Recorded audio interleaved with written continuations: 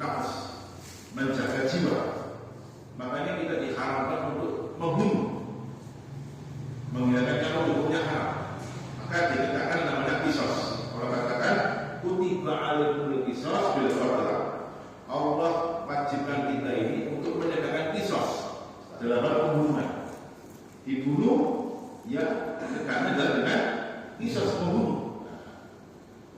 Karena ini kan qisas itu kan tidak populer di kalangan kita, sehingga kemudian ya, hukum qisas ini seolah-olah kejam dan berbeda asas manusia. Itu kita sekali lagi Pak.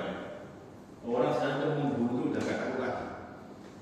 Ada orang COD makanan, Mbak saya COD Mbak, dihentikanlah makanan ini.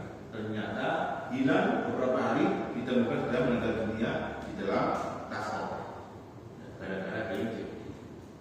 Ada 2 orang laki perempuan masuk kamar, ya, dan keluar hanya ada saja membawa koper besar. Ternyata mayatnya dalam koper. Karena tidak ada qisas. Karena orang itu selalu ya membunuh tanpa ada hukuman sama sekali. Tidak cocok pada ini. Ya, guru murid, ya, gurunya ngekaki muridnya, muridnya terima pada ini. Yang ketiga, hukum Islam dalam bentuk menjaga hifdzun nasab, menjaga nasab. Makanya kita dilarang untuk berzina. Karena berzina itu ketika hamil, maka anak itu sudah hilang nasabnya. Anak yang lahir dari ikatan di luar ikatan pernikahan, maka itu namanya anak yang hilang nasabnya pada orang tuanya, nasabnya pada ibunya. Sehingga lagi kalau bapaknya ini meninggal dunia, dia tidak dapat waris. Hanya kemudian diberikan kita menikah dalam rangka apa? Untuk menjaga nasab. Yang keempat, jazakumullah, syariat Islam itu ada dalam rangka untuk menjaga mal, hifdzul mal, menjaga harta. Karena kita dilarang untuk mencuri, garong, ngentit, merampok, korupsi, ya, dilarang.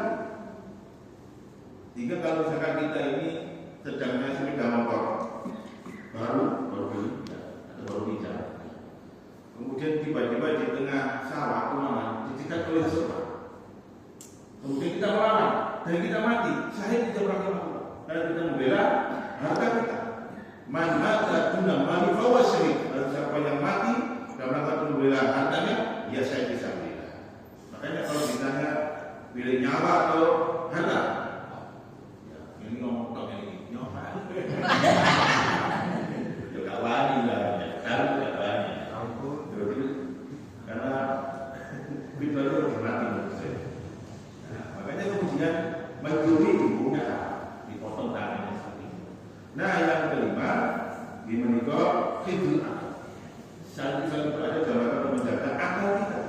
Makanya kemudian diharamkan kita minum khamr. Karena khamr itu adalah menghilangkan akal kita. Nah, jazakumullah. Oleh karena itu hari ini kita akan mengkaji di antara tujuan Allah Subhanahu wa taala melarang kita untuk minum khamr dan judi online dan dalam rangka menjaga akal kita. Baik.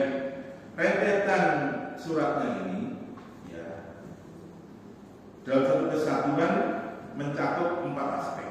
Kita lihat. Bismillahirrahmanirrahim. Ya ayyuhalladzina amanu, wahai orang-orang yang beriman. Jadi konteksnya yang diajak bicara adalah orang beriman. Para ulama tafsir itu kalau menafsirkan firman Allah, kemudian ada khitab, objek bicara, ya ayyuhalladzina amanu, itu ada pesan penting yang memang dikhususkan bagi orang beriman. Alaikum bisima. Hendaknya kamu mendengarkan pesan ini. Rungokno. Apa pesannya? Innamal khamr, sesungguhnya khamr, wal maisir, dan berjudi, wal ansab, dan membuat sesajen-sesajen atau menyembelih binatang untuk berhala, sesajen. Wal azlam, dan melunasi, itu rijis, perbuatan najis, perbuatan dosa, perbuatan kotor, min amal syaitan, dari perbuatan setan. Maka fasalibu, jauhnya itu semuanya. La'allakum tuflihun, akan mendapatkan keberuntungan. Terus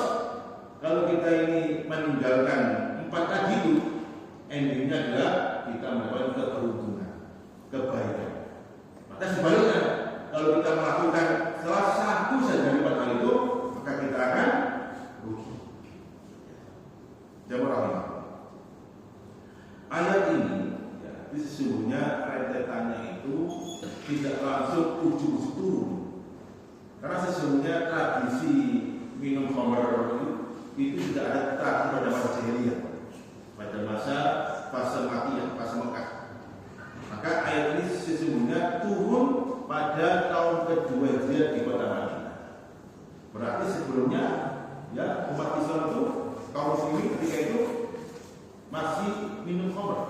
Ya, minum khamr. Kita lihat beberapa rentetan. Suatu ketika di awal hijrah Rasulullah di Madinah, itu Abdurrahman bin Auf ini mengundang beberapa sahabat untuk menikmati makan malam. Ternyata ada beberapa sahabat itu yang ingin khamr. Kemudian ada kejadian nggak baik dengan khamr. Besoknya mereka bertanya kepada Rasulullah, bagaimanakah posisi khamr ini untuk kita? Rasul diam. Maka turunlah ayat Allah surah Al-Baqarah ayat 219. Yas'alunaka 'anil khamril maisir. Qul fihima ismun kabir wa manafi'un. Yang Muhammad itu, sahabat itu sedang berpikir, bertanya kepada Allah, bagaimana posisi hukumnya khamr? Katakanlah, dalam khamr itu ada mudarat, ada dosa, dan juga ada manfaat. Tapi ingat, wa ismuhuma akbar min naf'ihim. Mudarat ini lebih besar daripada manfaat. Nah, di sini para sahabat dia berpikir, oh ternyata minum khamr itu dosanya lebih besar daripada manfaat. Padahal berikutnya Abdurrahman bin Auf mengundang lagi para sahabat untuk bermakan-makan di tempat tinggal. Ketika makan-makan mereka masih minum khamr. Ternyata umumnya suara ada sholat. Ada salah satu sahabat yang maju jadi imam. Ketika jadi imam, dia membaca surat Al-Kafirun. Qul ya ayyuhal kafirun a'budu ma ta'budun. Bulat. Maksudnya kan la a'budu ma ta'budun. Lahnya hilang. A'budu ma ta'budun, aku untuk menyembah apa yang kamu sembah. Nah, sahabat kemudian dia, oh ternyata orang itu adalah kondisi geliyang jadi imam. Wadul kepada Rasulullah, ya sebagaimana ini? Ternyata minum khamr akibatnya seperti ini. Maka dia turun firman Allah surah An-Nisa ayat 43. La ta'budu shalah wa antum sukara. Kalau sudah khamr itu haram karena melakukan, tapi pada menjelang waktu sholat. Sehingga para sahabat masih punya celah. Oh, berarti di luar waktu sholat masih boleh minum khamr. Maka mereka minum khamrnya itu pada sholat isya dan pada sholat subuh. Suatu ketika ada seorang namanya